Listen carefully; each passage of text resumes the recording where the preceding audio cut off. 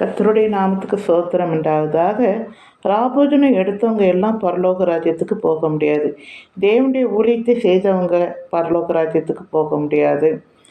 காணிக்கை கொடுத்தவங்க பரலோக ராஜ்யத்துக்கு போக முடியாது. இயேசு கிறிஸ்து சொல்லுகிறார், பிதாவின் சித்தத்தின்படி செய்கிறவனை பரலோக ராஜ்யத்துக்கு பிரவேசிப்பானே அல்லாமல் என்னை நோக்கி கர்த்தாவே கர்த்தாவே என்று சொல்லுகிறவன் அதிலே பிரவேசிக்க முடியாது என்று சொல்லுகிறார். யூதாஸ் இயேசுனிடத்திலே ராபோஜனம் பெற்றவர் தான் அப்போஸ்தலனாய் தெரிந்து கொள்ளப்பட்டவர். இயேசுவோடு 3 வருஷம் இருந்தவர். அற்புதங்கள் அடையாளங்களை செய்தவர், ஊழியங்கள் செய்தவர். இயேசுவாலே அழைப்புக்கு சீசனாய் அழைக்கப்பட்டவர். ஞானஸ்நானம் எடுத்தவர்.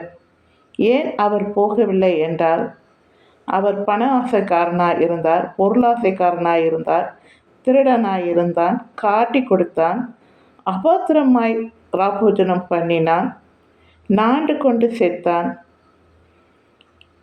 இது எல்லாம் அவருடைய வாழ்க்கையிலே தவறான காரியங்கள் இருந்தது. அதனால்தான் அங்கே பரலோக ராஜ்யத்துக்கு போக முடியவில்லை. நாமளும் தேவனுடைய சித்தத்தை செய்யணுமே வச்சு, தேவனுடைய சித்தம் என்னதுன்னா, அவரை போல நாம் எல்லாவற்றிலும் பரிசுத்தமாக இருக்கணும்.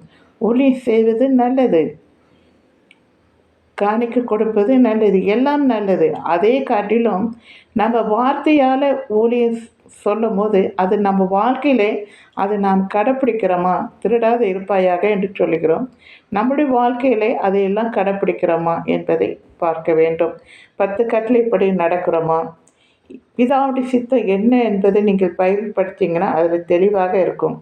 அதன்படி நடக்கிறவனை பரலோக ராஜ்யத்தில் பிரவேசிப்பானே அல்லாமல் என்னை நோக்கி கர்த்தாவே கர்த்தாவே என்று சொல்லுகிறவன் அதில் பிரவேசிப்பதில்லை என்று சொல்லுகிறார். நன்றி.